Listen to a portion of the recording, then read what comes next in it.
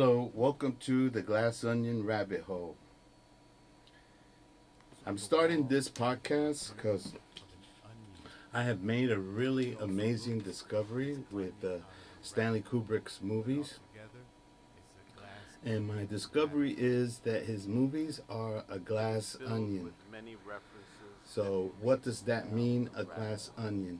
The definition of a glass onion is something that's multi layered and transparent with a hidden message.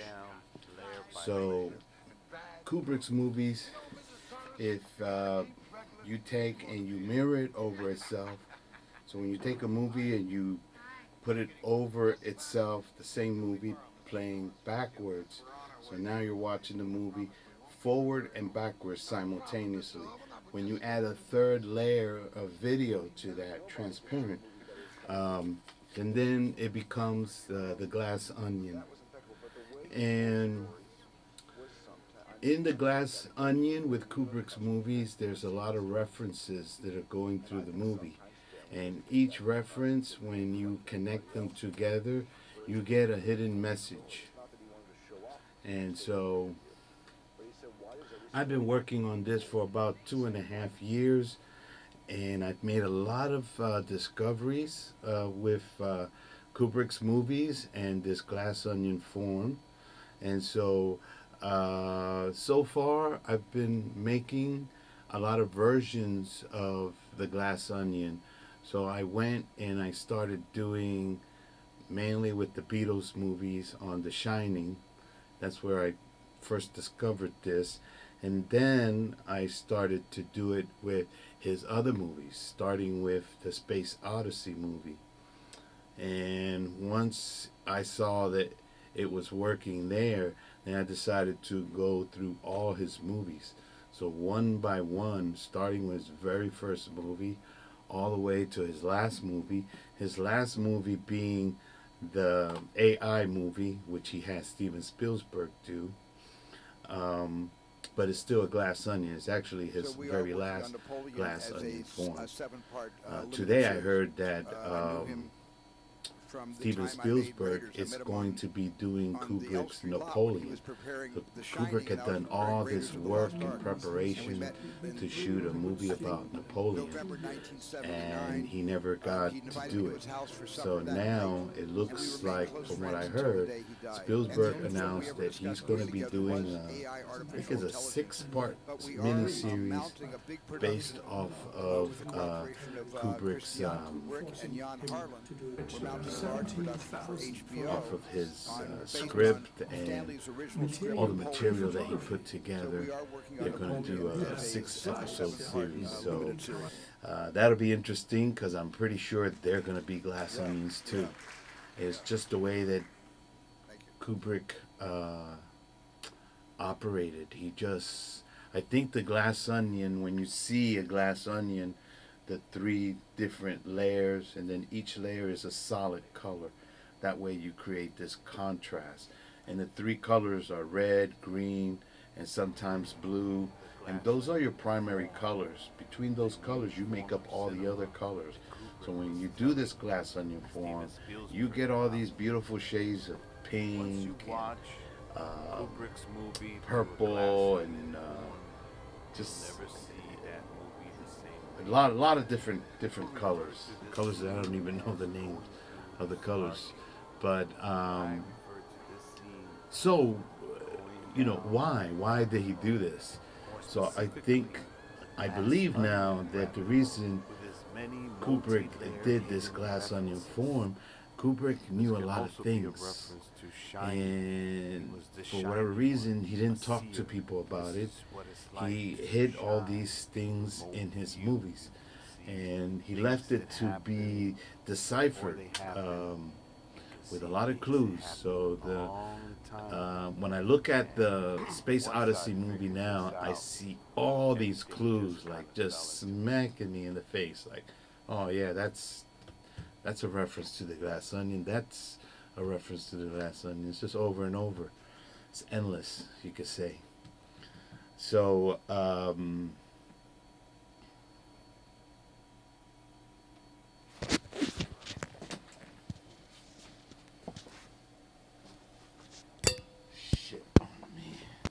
Hello, my name is McDonio Rodriguez, and this is the Glass Onion Rabbit Hole. So, this podcast is coming about because for the last 2 years and a half, I have been working on Stanley Kubrick's movies and I have made some really big discoveries. One of the discoveries that I made is that Kubrick's movies are glass onion. So a glass onion, a definition of a glass onion is basically something that's multi-layered and transparent with a hidden message. So Kubrick's movie is like it's like a lens. You know, the lens has a couple layers to it. It has the lens in the front, some lenses in between the front and the back, so it's multi-layer. So Kubrick's movie is like one of these lenses that go in between, and when you layer them in transparency with making each one a solid color, um, if you do the movie over itself, just two layers, then that's called a mirror form, and that's a esoteric cinematic device that you can do that to any movie. But when you start to add another layer and it syncs up, then that's called the glass onion form. And the only person that has done the glass onion form is Stanley Kubrick, and he created this new form. He talked many times to Steven Spielberg about wanting to change the form, change the form. I believe that that's what he meant is with this glass onion. And there's a lot of references to it in the Space Odyssey movie, and there's also a few references to it in the Clockwork Orange, and there's many references to it in The Shining. So, The Shining is the one that I started off with, um, and it started with me just wanting to do a mirror form with the Beatles music on it. This guy named Joe Girard, he made some discoveries and he actually mirrored the movie and put the songs to the Beatles, specifically the Abbey Road album. So that started me off, and I started to do the mirror form. I started to try to decipher the way he did it didn't quite work for me, but we're all gonna see things differently because that's what the movie is. It just you keep watching the movie, you keep seeing more references, you make more discoveries. It's like never ending. And so I have a bunch of different versions of The Shining, and they're all making reference to the Beatles, to Beatlemania. Um, like, okay, so you have a version of The Shining in glass onion form with Lennon. Lennon documentaries, Lennon's music videos, interviews, you name it. Then you got another version with Paul McCartney. You got versions with each Beatles member, and you have a version that is of Brian Epstein. And the one with Brian Epstein is very interesting because he supposedly accidentally killed himself by overdosing. But when you watch the Glass Onion form with Brian Epstein, Kubrick is alluding to maybe Epstein was murdered. He was overdosed, but not accidentally. And the little key on the door seems to be a very big clue. I think Kubrick is telling us that the person who did it, they had a key to get in. When his secretary showed up that day and found him dead, they had to actually break the door down. Very similar to the movie where Jack breaks down the bathroom doors. So there's a lot of references like this. There's another version of The Shining with J.D. Salinger. J.D. Salinger, he wrote the book Catcher in the Rye, which became The Rebel in the Rye. And that's the book that supposedly inspired David Chapman. So there's another version with a David Chapman interview. There's another version with a movie that's called chapter 27. So, and then there's some other references. There's Truth Stream Media. They did one on the national parks and how that the U.S. used these national parks to pretty much eradicate the Native Americans that were here, move them off their land by lie, deceit, genocide. It didn't matter. So there's a whole version that syncs up with the movie that it deals with that. And I'm pretty sure there's more versions. There's got to be one that is going to deal with the Aryan Papers. So Kubrick was supposed to do a movie on the Holocaust called the Aryan Papers. So I haven't looked into it yet, but I'm pretty sure there's probably some documentaries out there that are going to sync up with The Shining and they're going to tell us things. Haven't gotten there yet. It's a rabbit hole, and the rabbit hole goes down many levels, and then it goes this way and that way in directions, in many different directions. Just like the Space Odyssey, the ship in the Space Odyssey, how they're able to go through this tunnel, this way, that way. It went in every which direction. And now, when I look at The Shining, I see that The Shining is also a glass onion. Every time that we see people walking from one room into the other, and the camera kind of goes through the wall like this, that's basically like a layer of the onion, you know? So there's just too many references. So I'm going to do this podcast because I've made a lot of these videos. Now I'm making videos where I'm explaining my videos. So I have versions of Glass Onion form of, with different references. So each reference, I'm going to do a video explaining and pointing out where the references are. And for people who want to see my full versions of the movies, then they're going to have to go to my Patreon page, and I'm going to have them all archived on there.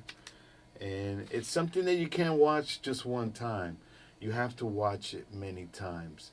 Now, the interesting thing about Kubrick's Glass Onion, each movie is a reference to a different rock and roll legend. Someone who was like, who elevated rock and roll to another level. So it starts with the first movie that he made is called Flying Padre. And the Flying Padre is making reference to Robert Johnson, who is credited as being the father of rock and roll. Apparently, without Robert Johnson, we wouldn't have rock and roll. And he's an interesting character because he made a deal with the devil. And the reference in the movie is the Flying Padre, and this guy made a deal with the devil. It's some kind of duality, and sometimes the mirroring is a reflection but flipped. So haven't quite gone down the rabbit hole there.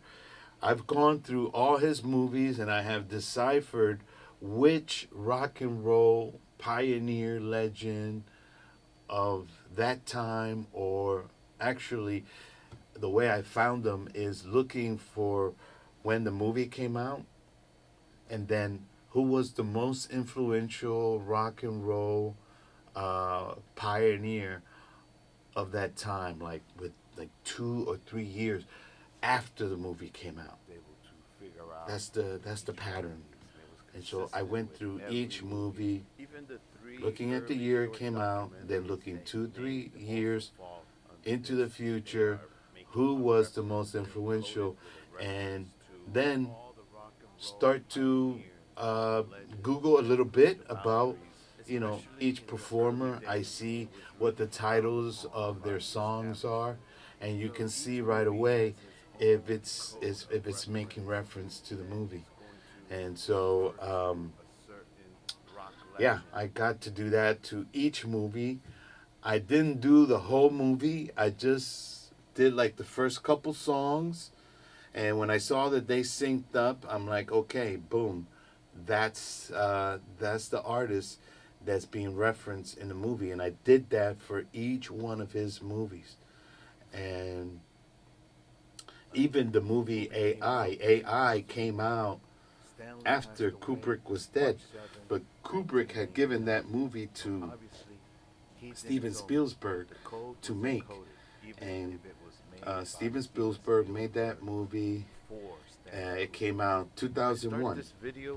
AI, artificial intelligence, and again, it makes sense, right? Because the movie Space Odyssey takes place in 2001, or it's a reference to 2001, and the movie AI comes out in 2001. You could not do that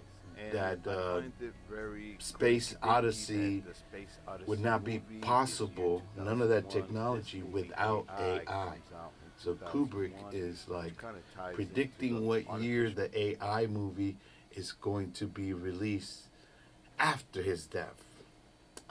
And so, and it's funny because I have an interview with Steven Spielberg where it's from the documentary Remembering Kubrick, and he mentions in the documentary that because he had been collaborating with Kubrick like for a couple years before he started shooting and during the shooting of Eyes Wide Shut, and so they were collaborating, just communicating back and forth for many hours on the phone.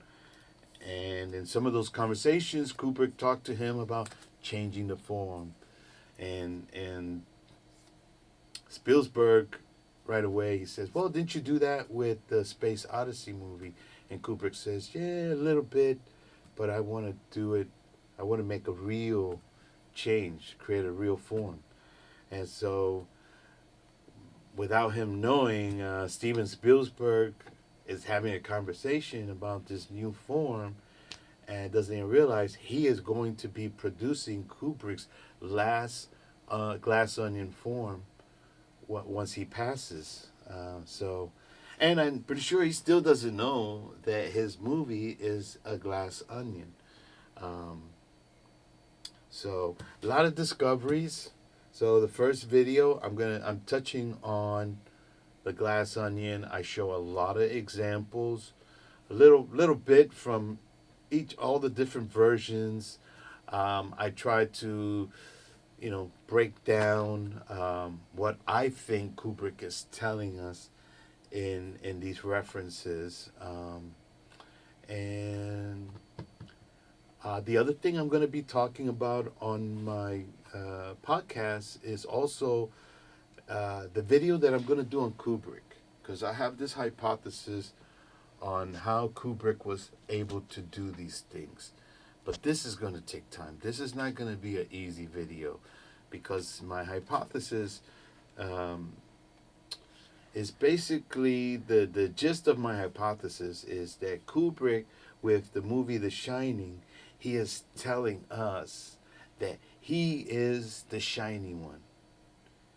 And when you look up the shiny ones, they go all the way back to biblical times, and what it more or less breaks down to is that the shiny ones were this ancient priesthood that they were influential in having influence over religion, over government, through art, through poetry, through music, and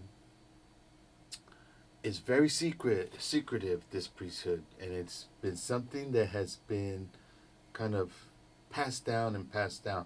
I believe that Kubrick is basically he is he